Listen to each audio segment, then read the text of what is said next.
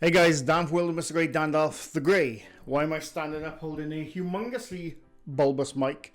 It's because I can't be asked sitting by there anymore. Not at the moment, anyway. I want to give my uncalled for opinions on the Conjuring House GoFundMe. Now, I made a live stream on Sunday talking about it, good or bad. And I was in the camp that I wouldn't set up a GoFundMe myself for a house. It's just something I wouldn't do, for charity, mental health. I'm all for that, but for a house, I don't know. Before I go further, by the way, this is the second attempt of this video. I actually made the video Monday night, and I went over various points. Some I covered in the live stream, but some I didn't. And I was halfway through editing it. I thought, I'm a right little moody bitch in this video. I was a little salty bugger, I was. So I thought, I don't know. I asked people in Discord, should I make this, or should I put this video up? They didn't see the video, I just told them some things. They said, it's up to you, but you're not a drama channel, and that is true. So I went to work, and I composed my thoughts, and I calmed my tits, basically. And I thought about it, right? Because in the live stream, I still stunned by everything I said in the live stream, by the way, on Sunday. So for those who don't know, the Conjuring House, the Arnold Estate, is up for auction on October 31st. And there's a couple of interested parties looking into buying the house. I think it's up for $1.5 million, which is a lot of money. That doesn't count, that doesn't take into account repairs which need to be done to the house, because there's a lot of repairs. There's structural damage there. It's in disrepair, apparently. I mean, it's a 300-year-old house, basically. But it is up for sale. And there's been a few interested parties, like apparently Eston Castee is interested from the Overnight channel. Simon Colby might be interested in it. Zab Bagans is probably interested in it. Because if you follow the paranormal, since the movies came out in 2013, that is probably the most famous, supposedly haunted house in America. Now, full disclosure, I am a skeptic. I am an open skeptic. I believe in the rule of science and discovery. But I'm not completely closed-minded. I think some people think I just don't believe in anything, and I'm completely closed-minded. No, I believe in the truth. That's, since I was a kid, that's what I've tried to do. This is why I've always made debunking videos. Not always, but the last 6 years.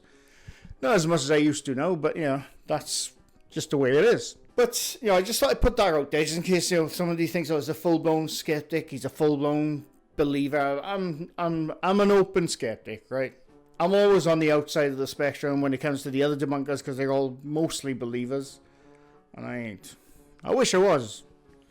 I want to believe, goddammit. So I was back and forth. I was mainly in the camp that I don't think a GoFundMe should be set up for this. Although I do believe Jason Hawes' intentions are honourable. I do believe that.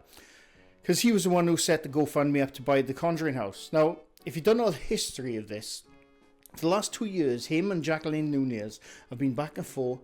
Some legal, some just on bloody Facebook and social media bollocks. You know how it is on social media. And Jacqueline Nunez was always accusing him, you want this house? He's like, no, I don't want this house. And stuff like that.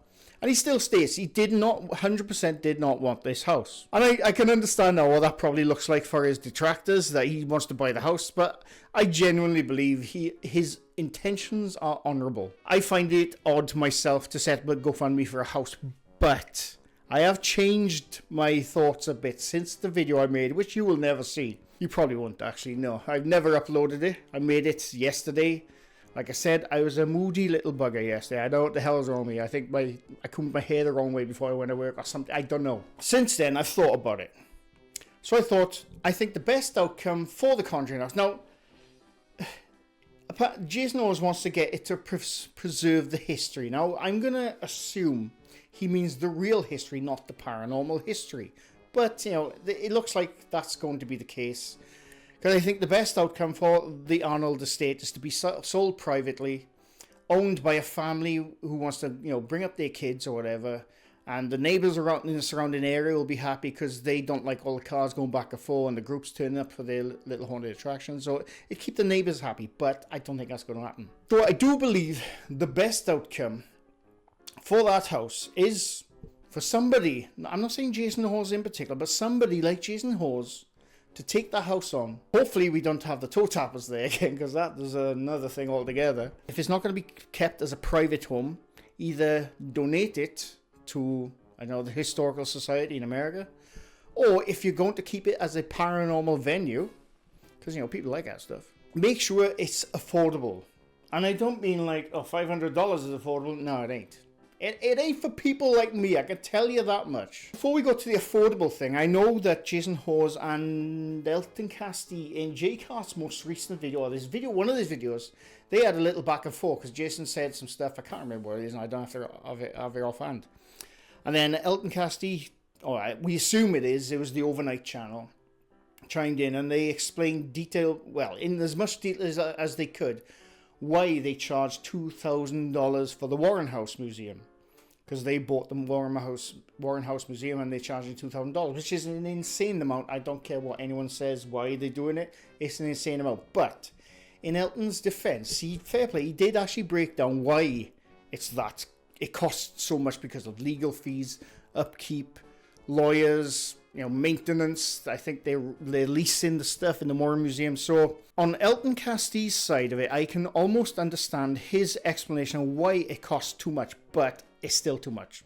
It's still too much if you take on a place like that.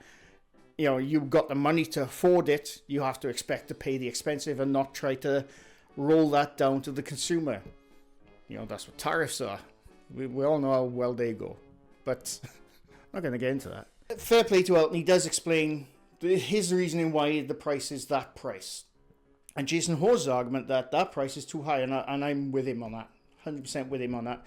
If you're a paranormal investigator or a team, you're not going to be able to afford that. The only people who can afford that is the people who make a ton of money on YouTube, you know, making those kind of ghost videos.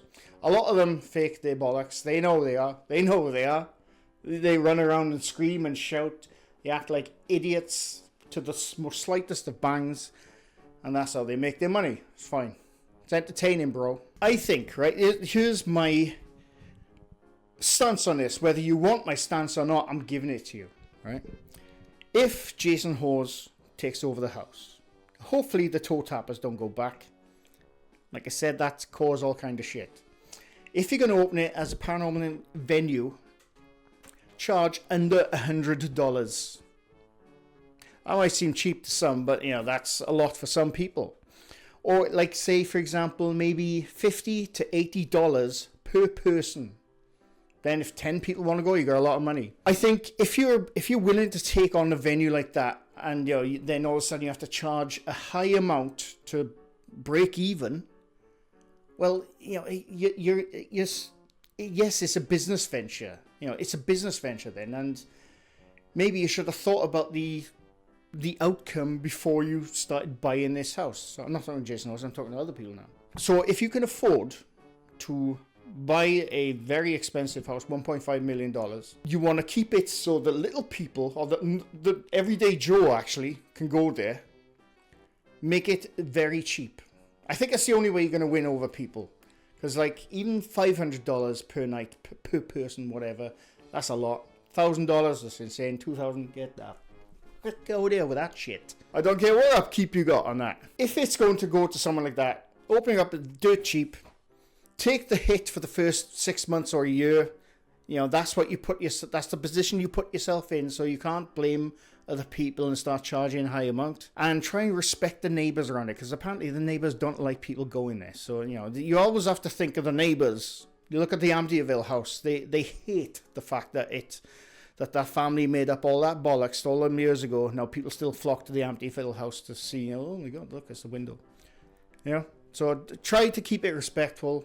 Try to keep it cheap enough that if people do want to go there, do their paranormal investigations, it doesn't cost them a month's rent to go there for one night. And before we go, some stipulations. I know I'm not owning the house, so you don't have to listen to me. You don't have to listen to anyone. Right? If you do let people go there for paranormal investigation, let them have free will to do what they want. I don't mean break the house up, I mean. And what I mean is, let them make their little investigation, don't review the video, and let them put whatever video they have out on the internet. Let them say it was a terrible experience or a good experience. Because the moment you start stopping people from saying what they want, like various paranormal investigation locations, that's when you get a bad reputation. So I think it'd be a good idea to let people go there, say it's terrible, it smells, it's old, there's wood everywhere, or say, oh yeah, it was a really nice experience, you know. But let them speak how they want to speak on the video without knowing that someone is going to be looking at this video, so I have to be nice and say this is a really nice place. Let them speak how they want to speak. In the video I'm talking about, in the investigation. But anyway, like I said, the video I made last night about this was very different. But I still stand by some of the points. Yeah, and that's all I gotta say about it, really. Let me know in the comments, do you think I'm right, do you think I'm wrong? I don't dislike anyone in this in this entire field. I just make dumb videos, you know. But, you know, sometimes you gotta do the adulting stuff and talk about money, which I don't like to do. But anyway, hope you enjoyed. Leave a like if you like this video, leave a sub if you're new to my channel. I do this quite often. That's it. Thanks for watching, and bye for now.